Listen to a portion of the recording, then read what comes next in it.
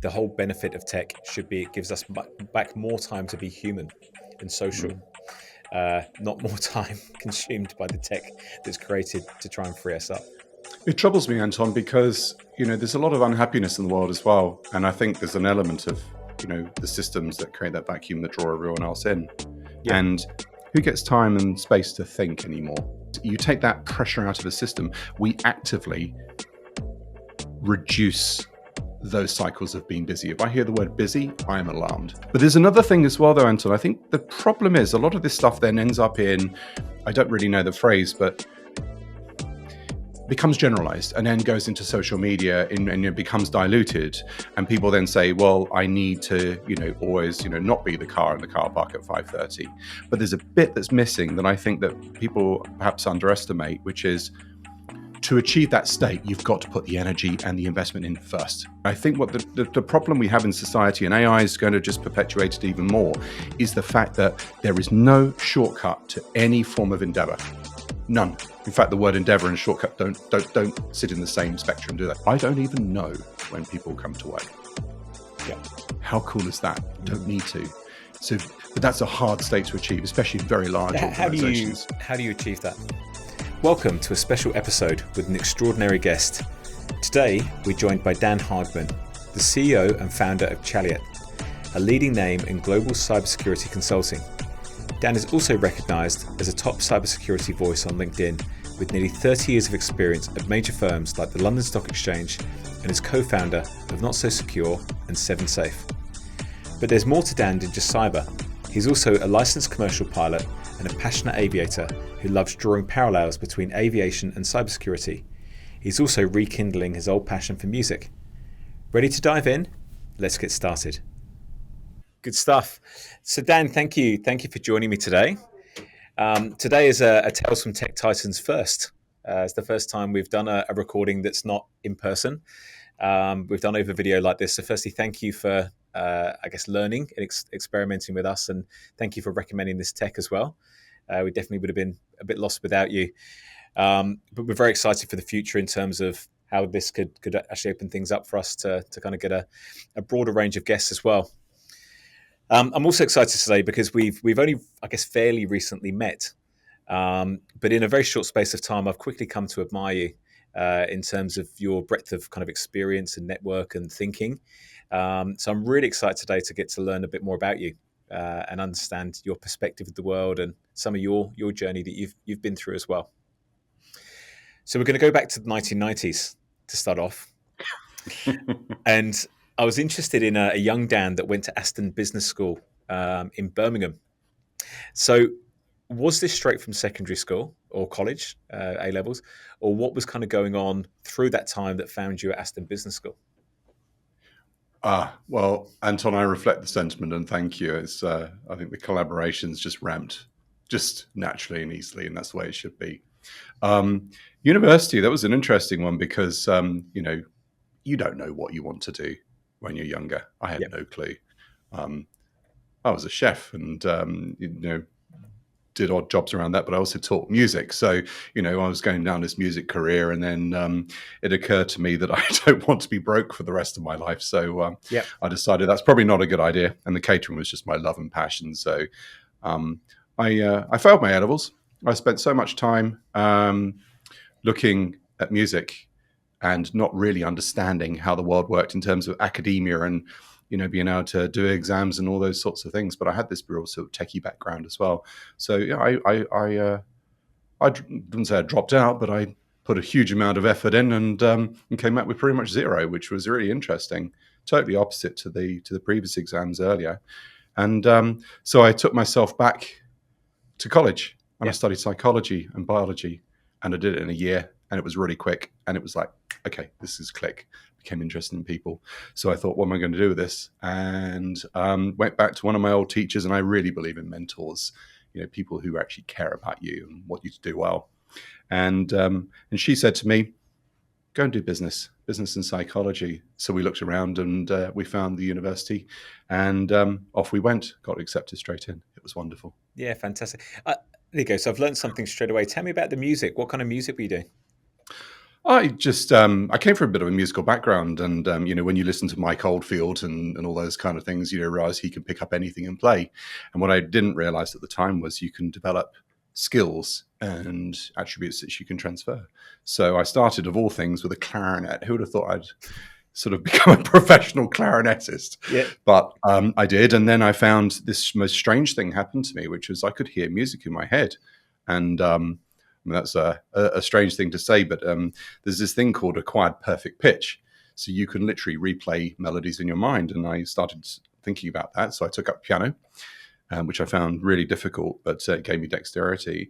And then drums I took up and, went from zero to all the grades within, I think, 2 years. It was amazing. So I just really enjoyed it. So this it started this real spark of learning. And then, of course, you end up teaching. And then you end up sharing, and then you end up enjoying success in other people. And that really bit me. It was really, really cool. That's interesting. So there's a lot of life learning going on there, isn't there? What you picked up a clarinet out of curiosity, where that's kind of taken you next, and probably the skills that it gave you to go on to do many, many other things in the rest of your life as well. I think you learn practice, sticking at something. What it taught me was that you can acquire skills and you just have to keep showing up. And if you show up, I mean, it's a bit of a cliche, isn't it? But intentionally showing up, practicing 5 to 6 hours a day, is hard work, and you just keep doing it, keep doing it, keep doing it. And I realized that these are cycles that gave you deep soaking and discipline and trying to learn and acquire knowledge. So I think, that was, I haven't even spoken about this for 25 years. Yeah. But it's really interesting you ask. It is interesting and relatable, and it's a conversation for us to have offline. But mid-90s, I was also a musician.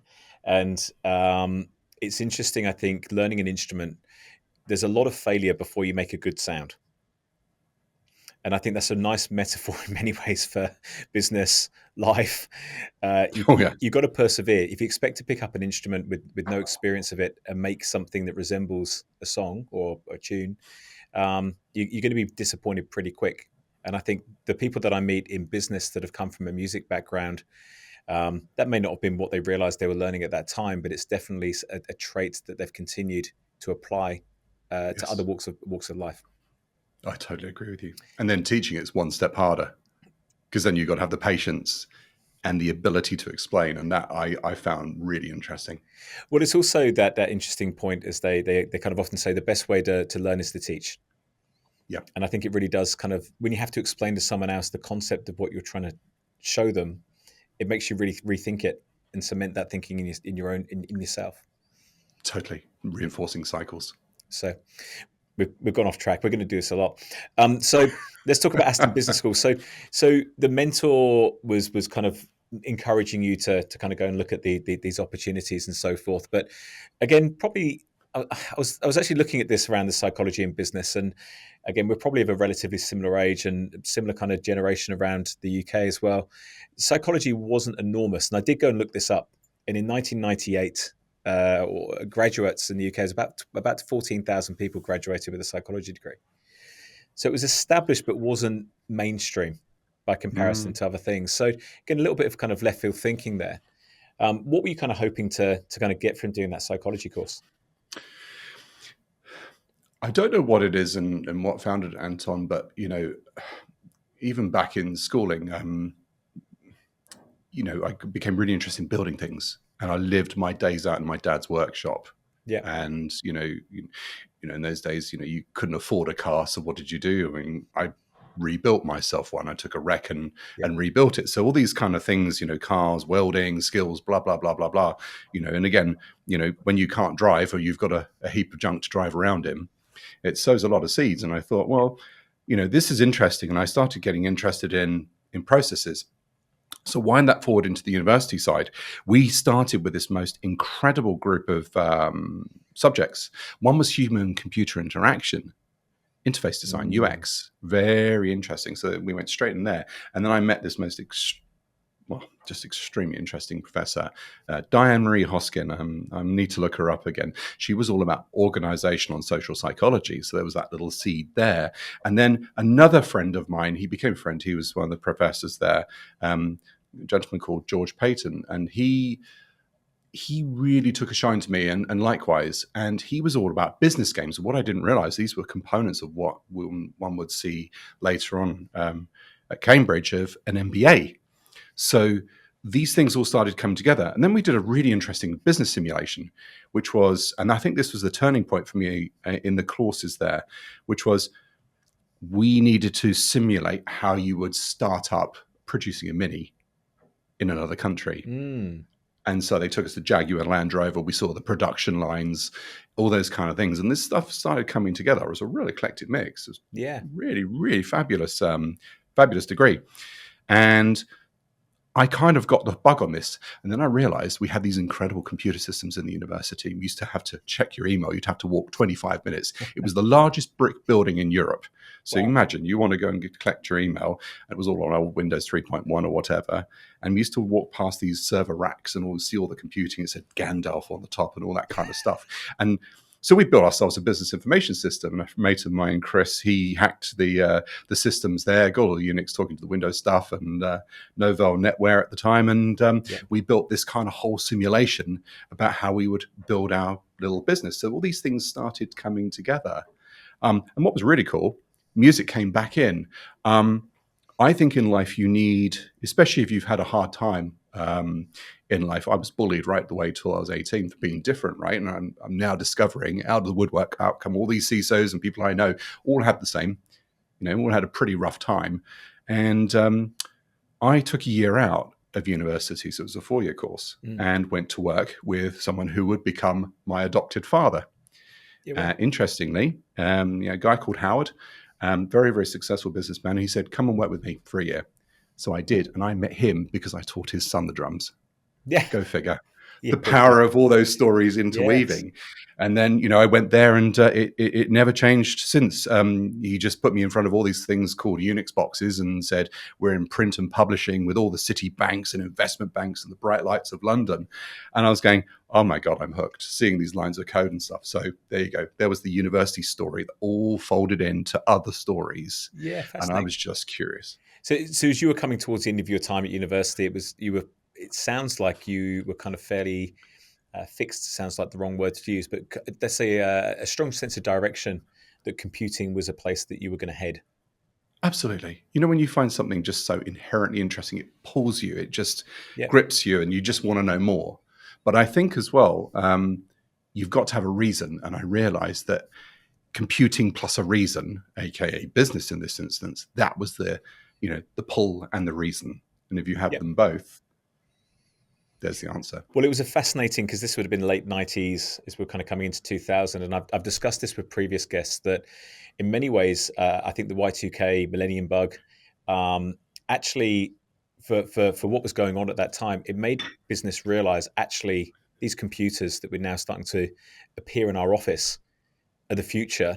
And they're critical. We need to think about the way that we organize these things, because they can actually have a positive or seriously negative impact on the way we do things if we're not careful.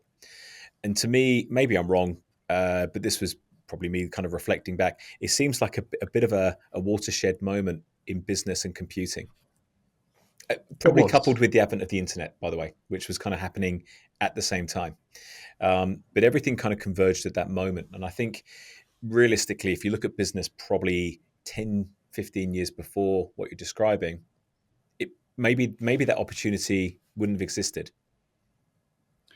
It was an interesting fusion, Anton, wasn't it? Because I remember the millennium bug, and I remember pouring through pages and pages of miserable COBOL and the dependencies. And I truly hate any legacy language like that with a passion. And it became a non-thing. But we were in stockbroking software in that particular time, and that was before the stock exchange. But that's where my interest in stockbroking and tech came together as well. And it was the Y2K bubble at the same time, which was just extraordinary. So you had the biggest collision of, is IT going to fail plus and oddly, the business side of the boom failed, not the IT bubble. That's right. Sorry, not the code, I should say.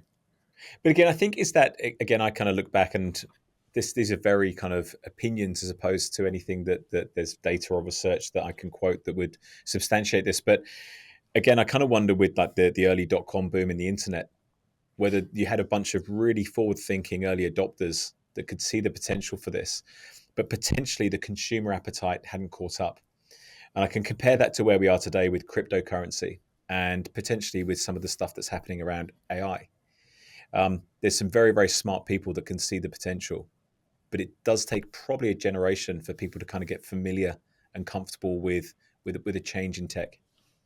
It does. It does. The thing I loved about that bubble was the energy.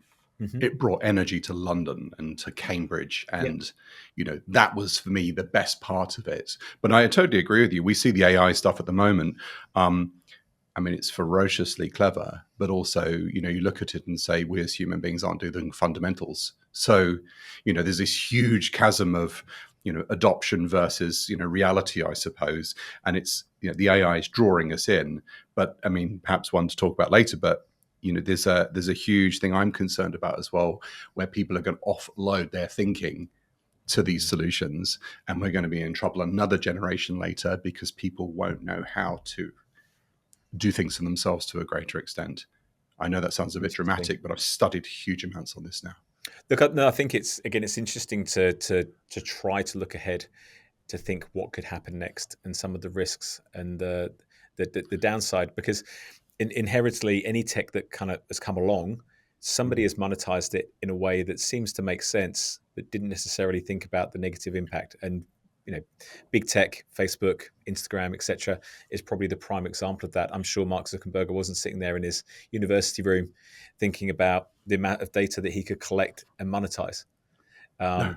At that point in time, he was just thinking about, how do I get people that like each other to connect socially and online through a platform? It was a cute use case, wasn't it? Really cute. But what was nice about those days was, and it's nice sometimes to reminisce, that was when things were kind of, it had spirit behind it, Anton. You know what I mean? It's had that kind of, tech had spirit. It was quirky. It was almost hard to use, but people were fascinated and intrigued. Yep. Whereas now it's overwhelming us.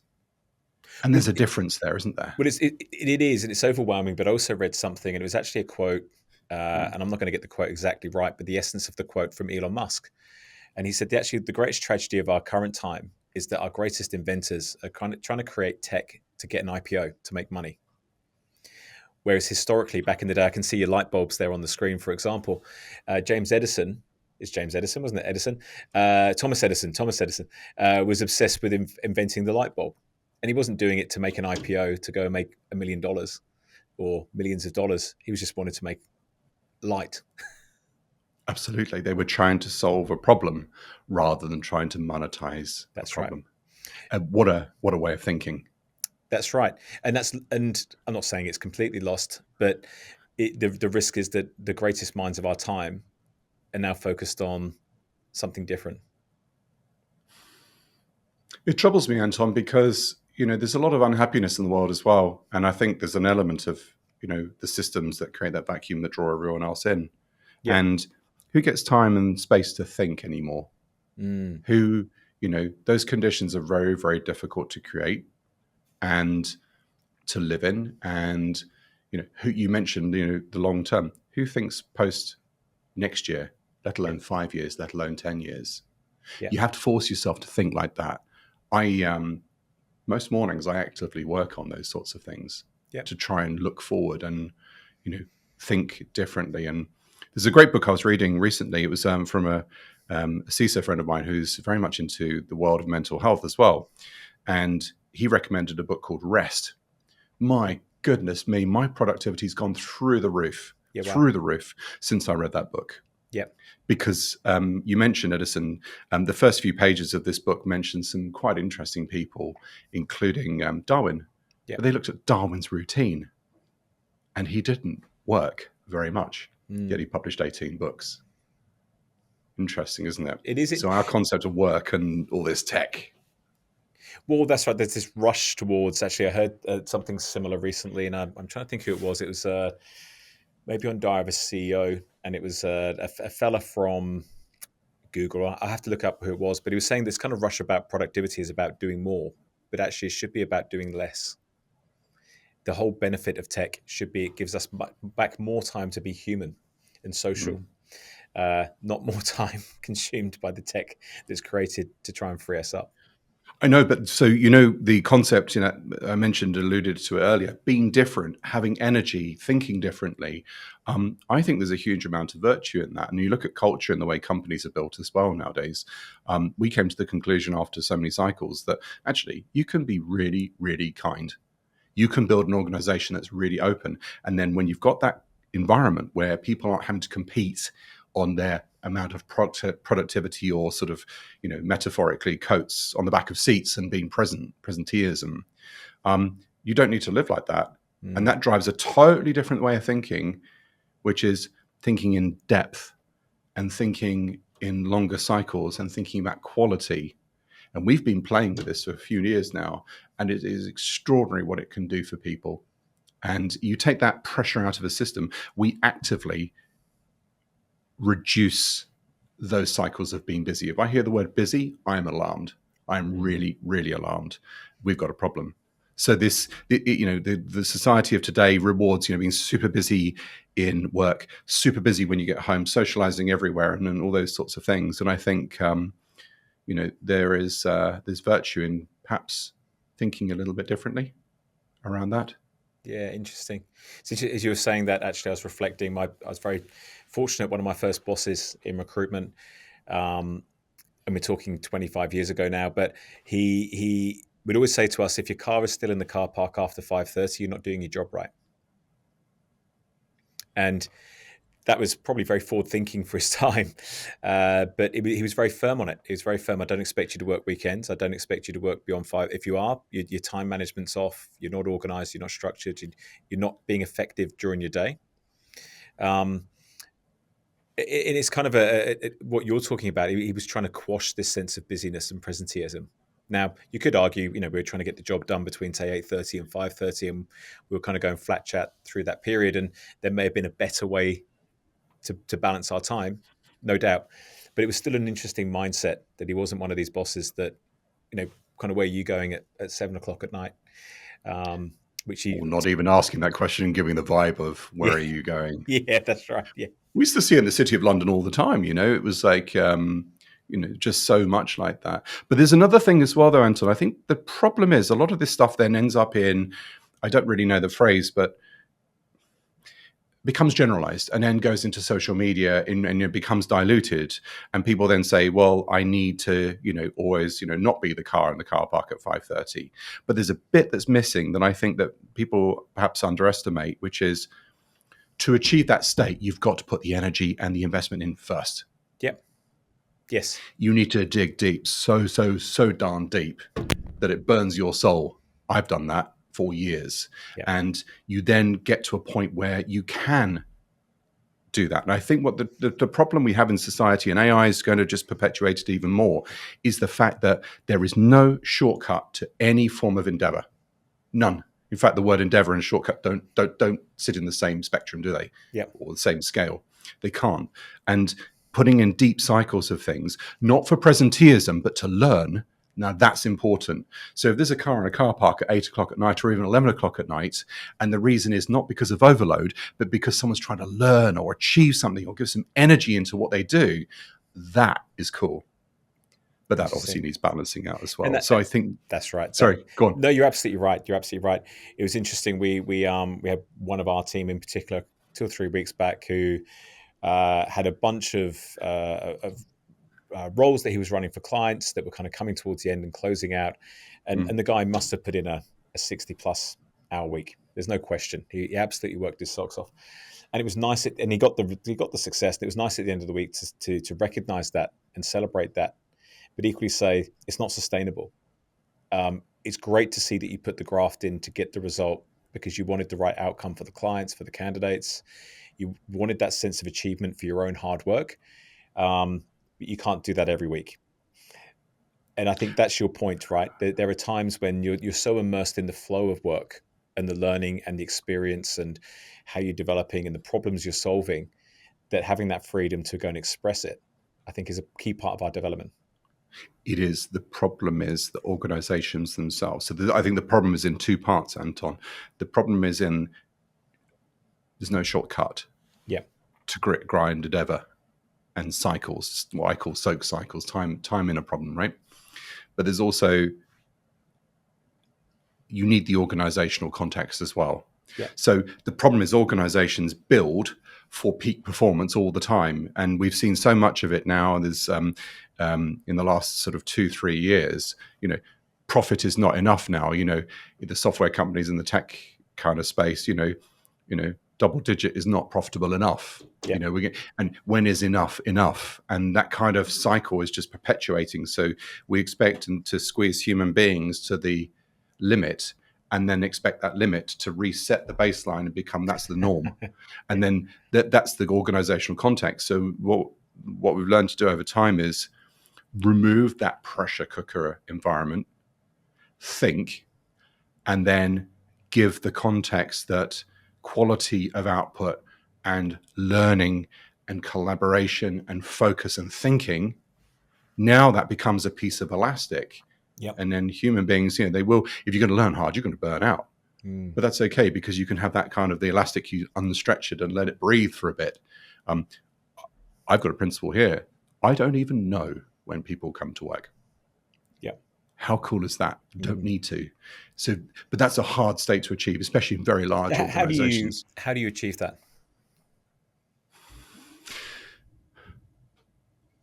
That is a really, really interesting question.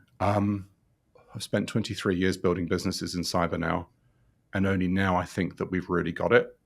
Yeah. I think you have to trust people.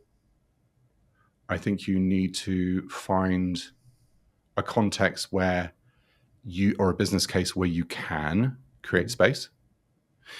You need to build an organization that is not dependent on peak performance to achieve normal state. I think that's got to be one of the absolute crucial things. Yeah. And you've got to find people that want to learn. But the other thing I have found as well is it takes people time to sort of relax into that state as well, because the rest of the world is not like that. Not all of it, but a lot of it. You've done the same though, haven't you? Sorry to interrupt. No, it's interesting. It also, there's certain people it just doesn't suit. There's certain people that thrive with boundaries, with structure, with expectations. Sorry, you probably got expectations, I'm sure, but probably with the structure and the boundaries, there's certain. I can actually speak to my eldest son in the UK, who joined a kind of scale up business, and he couldn't cope. He couldn't cope with the lack of structure and the lack of boundaries and the lack of, in his opinion, kind of uncertainty around whether he was performing in his job or not. And it was kind of left to himself to decipher. He'd also conversely worked for a very large corporate and felt completely overwhelmed by the bureaucracy in the corporate world. So it's almost, I kind of described it to him as the Goldilocks effect. You've landed somewhere in the middle where you need the right amount of structure and relationship with your boss, but not too much. But at least you've learned that now. And you can go and find the right environments to bring out the best in your personality. That's really interesting, but I also think that's down to the leadership of the organization as well, and the blend of the two, right? Because everyone always thinks that organizations have a top down. And I think you can also build a different type of organization, which is bottom up, where the leadership facilitates people. Yep. And that needs a very special set of conditions. And I wouldn't even know how to begin to describe how we've done that.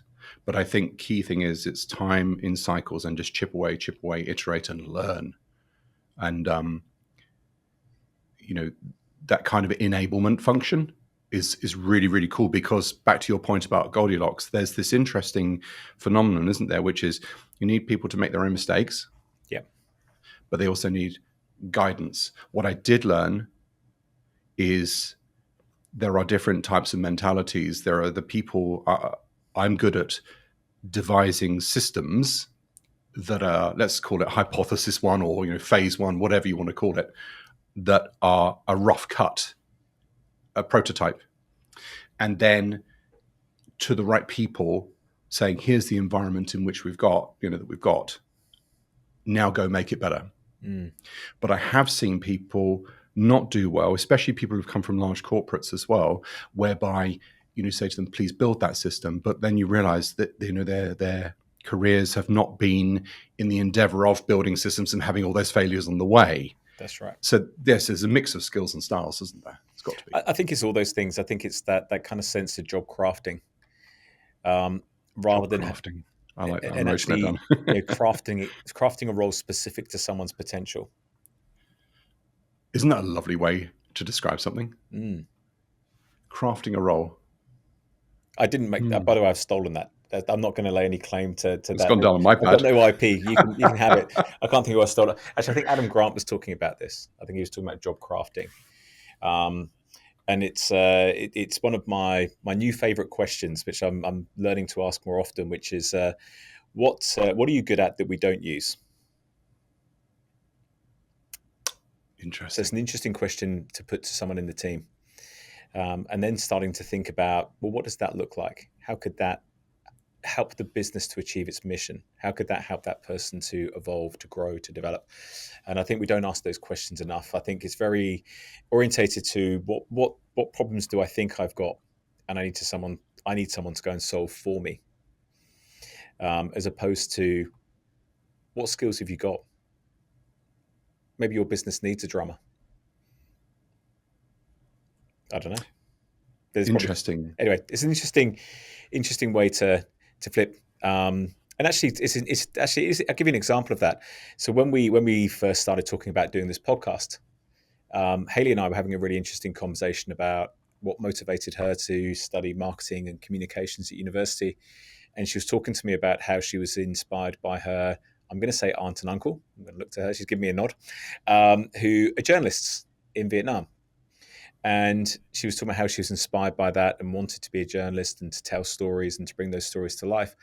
And it was really, I guess, partly that we through kind of building on that idea of, well, hang on, let's do a podcast. Let's sit down with tech leaders and hear their story. Let's hear their journeys. Let's create a form of journalism within where your passion and your experience is, within what we can do as part of our business mission, which aligned with our business strategy around being the sage, being the kind of purveyor of knowledge, the sharer of knowledge, and the way that we would add value to our customer base is through doing things like this. So there's probably I'm kind of retrospectively applying the concept of what are you good at that we're not using, but how I have seen that work very specifically within our business and very successfully. I like that because I've written down the polar opposite as well, which is what are you not good at? Yeah. We asked that. Again, that's a very interesting concept. We've done some work on that actually as a leadership group at Ember, where we've been looking at what de-energizes us specifically. So what do we do that we have to kind of do as part of our job, but actually internally we find it really grating and irritating and de-energizing? And is there someone else in the leadership team that finds that task energizing? So perhaps there's a bit of task swapping here, and there's a bit of leaning into each other or saying, hang on a second, that's why I'm getting frustrated. So I can park this, or I can acknowledge I'm frustrated, but it's a moment in time and I have to do it because it's part of my job. But it's a nice way to think about, just the way that we, again, you talk about productivity and effectiveness at work and all these kind of things. To me, it very much comes down to the individual, the individualization. How do you align that with the business mission, where you want to go, and how do you kind of bring that together? I totally agree. And I think sometimes, you need to set a direction. But if we create that environment where the product, the consulting, the outcome is thinking orientated and really flexible, then that really opens up the opportunity to individualism in there as well. And then you can mix and match the team. The other thing we learned as well, that there are things you're good at, things you're bad at, things you just don't like. And one thing that we came to a universal conclusion of is no one likes red tape. So we said, let's eliminate it. So we've got this continual mission, which is barriers or constraints. I feel, a good CEO or, person who's sort of shaping a business should all be about removing constraints and finding out where that blocker is and where that constraint is. So we learn to create a really, really minimalistic cadence. That cadence is super focused on what we need to be doing, making sure all the governance and controls are in place in an organization, but not making it, hours where no one wants to turn up, no one wants to be there, and they're frustrated. So there's a sort of, people can be poor at those cadence things, but they need to be there. So let's just make it minimal. And therefore people see the value. And that's the thing, actually. If people don't see the value in something, you're just spinning a wheel for the sake of it. that is incredibly demotivating.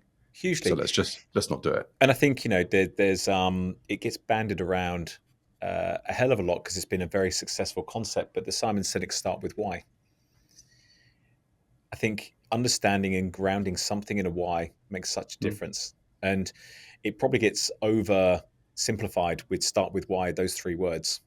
And you do need to go away and do the work to understand what why means, because otherwise you can go off on the wrong path with that if you're not careful. But it does make a big difference. And it's something that I've taken from that book. And when I meet with clients now, I will always start with why, our why, because it helps explain our how and what much more concretely, and embed us within something that we're specifically trying to do. Particularly when we're a recruitment company. Well, why? So it just leads to an interesting conversation. But hey, look, we've gone way off track. We're still at university here, by the way. I knew we were going to do this. So what I want to know is you left university. And your first job in 1998 was with TCA Synergo.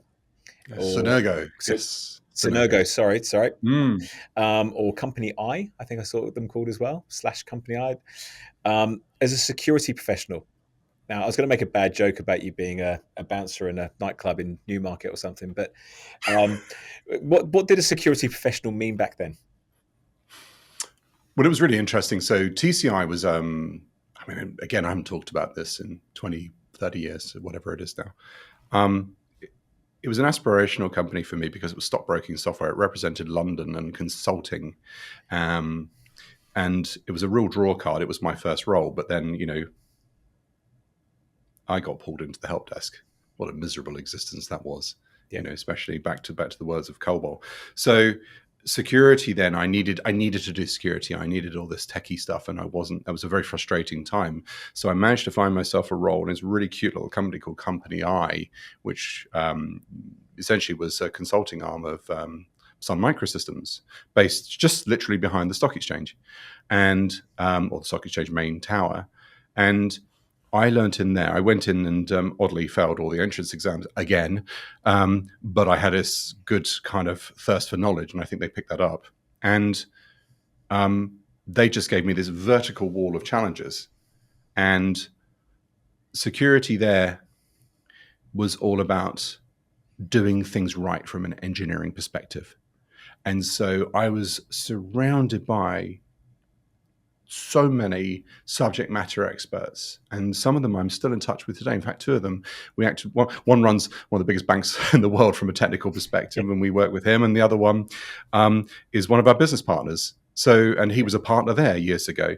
So we learned how to do security properly in engineering, and I remember just even it was my second job in the city. I was sent off and they said, right, well, we just sold building a online casino. There you go build it. And there was no support because it was a small little company, and I nearly died of nervous exhaustion. But we went into Mayfair and into one of these very large offices, and they said, there it is, build it. So security there started from the ground up, because it was like, how do you build a .com kind of architecture and infrastructure from nothing? Yeah, and so I guess that was what a journey. So I was saying earlier about 5:30 in the car park. No, I was getting back to Cambridge at midnight, midnight, and I was on the 5 o'clock bus down to the station the next morning. I did not sleep for weeks in that project, but I was not going to let that fail. And my learning, Anton, I don't think I could do it now. I don't think I could replicate what I did in those days. Yeah. Well, there's also but not only the learning, but you've got a different energy at that point in your life. There's no question. Absolutely. But I feel that I'm starting to sound old here, but in those days, there were no expectations. You had to make them. Yeah. You had to earn it. Whereas now, we see wages of, equivalent of, we would never have commanded the equivalent of that in those days. You had to earn it and you had to learn. And,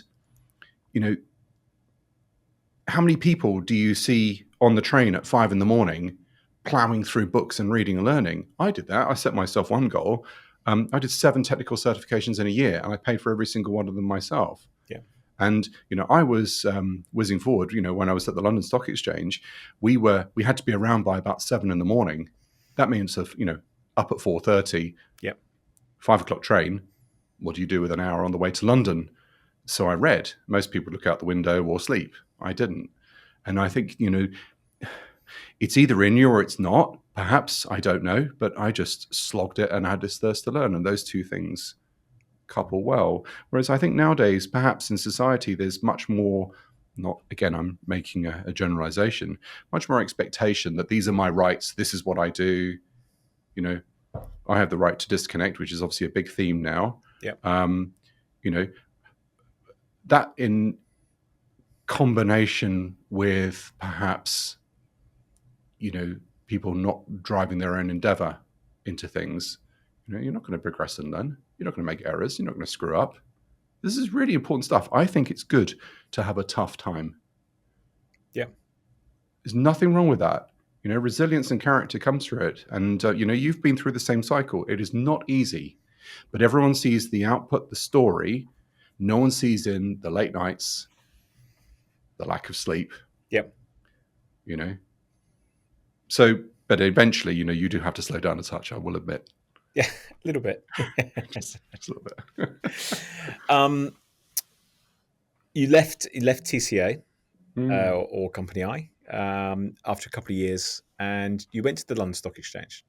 So were you tapped on the shoulder? Did you see an opportunity? Did you kind of put your hand up? How did that come about? I don't want to quote the name because I'm not that way. But one of my classmates was the sister of someone very famous in the UK, and we all had our work experience at school. And I went to work for my dad at Xerox and had a miserable time for a few weeks. And she went to work for the London Stock Exchange. And I went, ooh, that's interesting. She never came back. Very, very interesting. And, that's so I think in life, Anton, sometimes seeds are sown. Yeah. You observe things, you see things in other people. Aspirational things, not jealousy, not envy, not I want this, but, oh, that's interesting. How could I do that? And I used to keep walking past the London Stock Exchange tower on my way through to the various places I needed to go. And I think these stories tend to meld and mesh and form a sort of realization in your mind, a model if you want, an aspirational model. I actually got that role through one of my colleagues at university. She ended up at Accenture, and I gave her a call, and she got me hired into Accenture. It was Anderson Consulting, and I joined the week that it turned to Accenture. I saw the onboarding, I saw the drinks for a week, and then I got a call from the London Stock Exchange. So maybe a bit of serendipity, but I did put it out there. And that was where it started. And it was an extraordinary environment to operate in. Well, I imagine that was again, if there was anywhere that cybersecurity would have been felt fairly early on, because we're talking about money, right? Of all the places, there's a lot of money going through that place, a lot of reliance.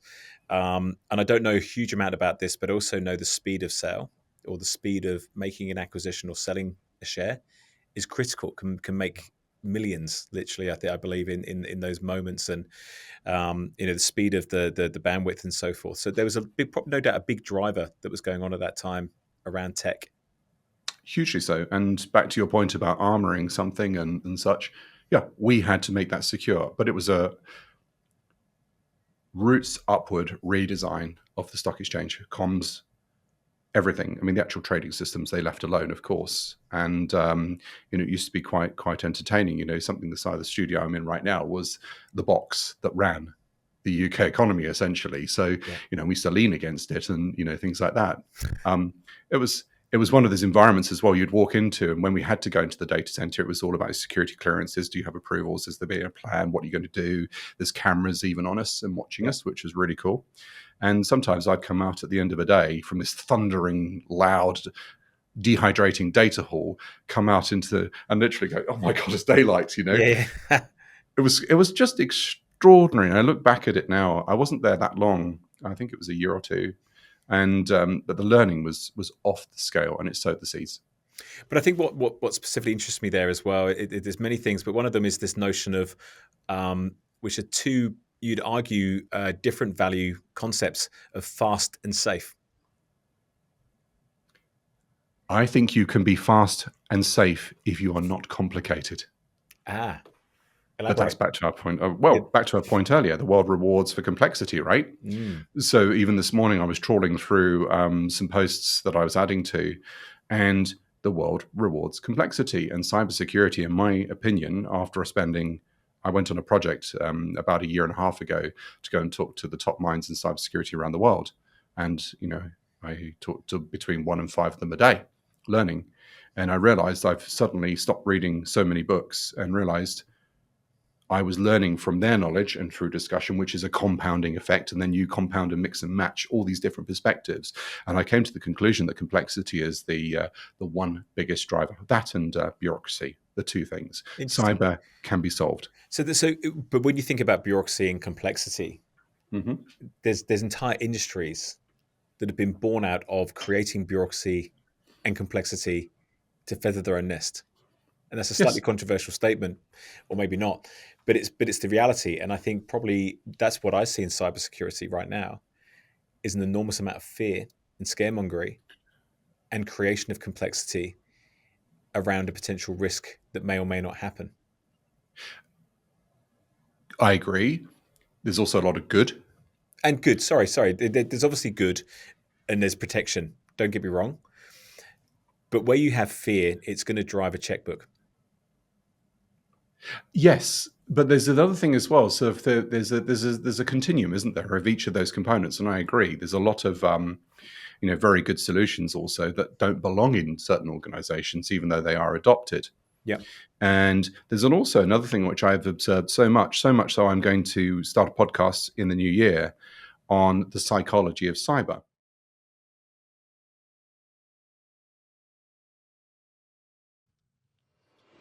Thank you for listening to Tales from Tech Titans, and be sure to follow us wherever you get your podcast.